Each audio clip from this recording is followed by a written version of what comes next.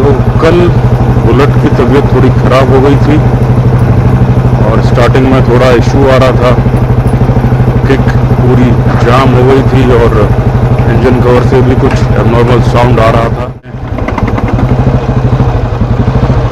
अभी देखो खड़ खड़ कर खड़ा हुआ था इसमें।